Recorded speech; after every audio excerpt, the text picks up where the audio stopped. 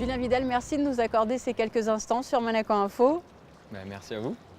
On est à proximité de l'eau, donc on va bien sûr être amené à parler de gestes écologiques liés peut-être à l'environnement marin. Mais avant toute chose, comme vous êtes en principauté à l'occasion de cette grande conférence annuelle de la mission pour la transition énergétique, j'aimerais peut-être que vous nous disiez comment vous êtes parvenu à Monaco. Quels moyens de transport avez-vous utilisé pour que les téléspectateurs comprennent bien jusqu'où va votre engagement? Rien d'extraordinaire, je suis venu en train depuis Paris.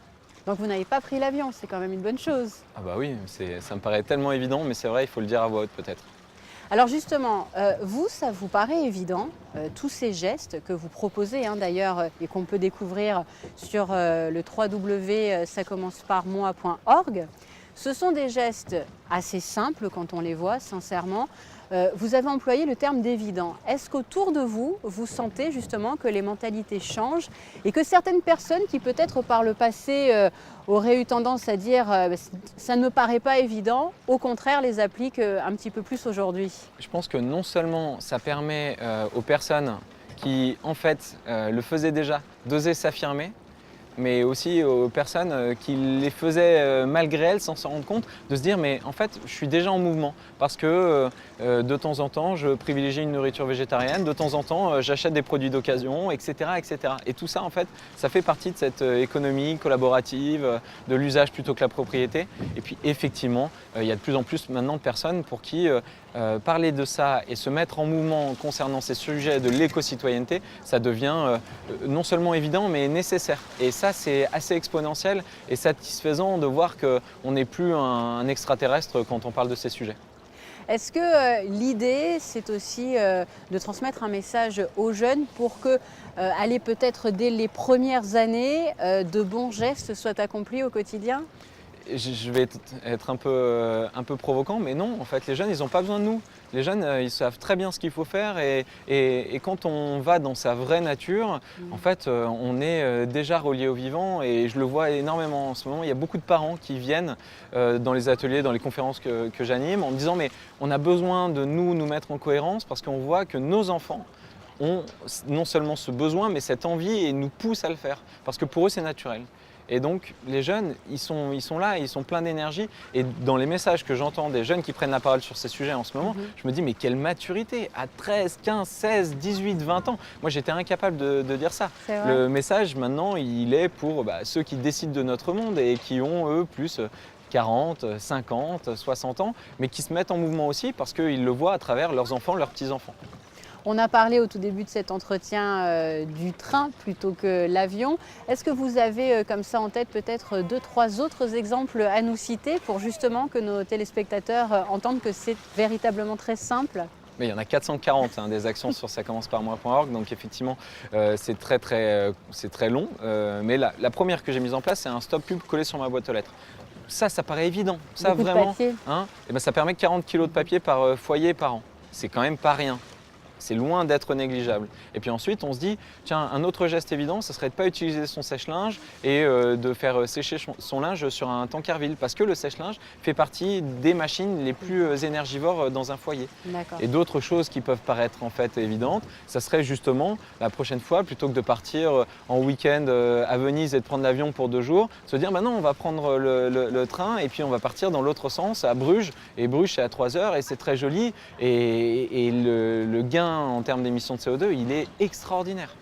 Est-ce que l'idée aussi, peut-être, c'est parfois en tout cas de repenser aussi à ce qui se faisait par le passé?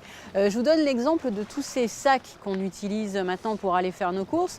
Moi, on a souvenir quand même de nos grands-parents qui, quand ils allaient sur les marchés, avaient, enfin en partant de chez eux, leur propre cabas, mettaient tout dedans et ne revenaient pas avec 50 sacs à la maison. Alors maintenant, ce qui est formidable, c'est justement l'interdiction de tous ces sacs plastiques à usage unique. Mais c'est vrai que le recours au cabas, c'est assez traditionnel finalement et on l'utilisait déjà par le passé. Je pense qu'à l'époque de nos grands-parents, nécessité faisait loi. Parce qu'il n'y avait pas cette surabondance et on n'était pas capable de faire traverser des centaines, des milliers, des dizaines de milliers de kilomètres à un morceau de plastique pour le mettre dans une salade et puis l'utiliser en cuillère pendant 2 minutes et puis le jeter à la poubelle. Aujourd'hui, on a une surabondance de notre énergie et de nos matières matière première qui fait qu'on ne s'en rend plus compte et qu'on gâche tout.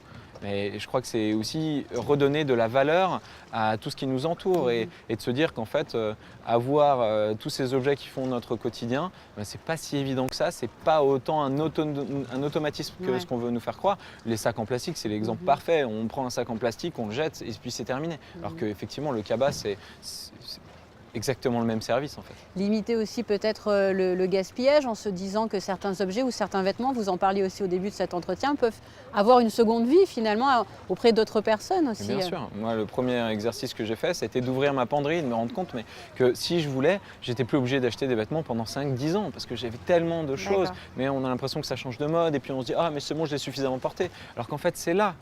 Et ça, l'industrie textile, c'est un impact considérable.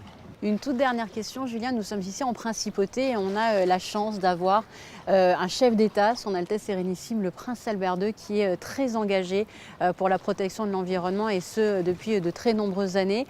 Quel regard peut-être portez-vous là-dessus? J'imagine qu'à vos yeux, le fait que des chefs d'État comme cela s'impliquent, c'est aussi très porteur pour l'avenir.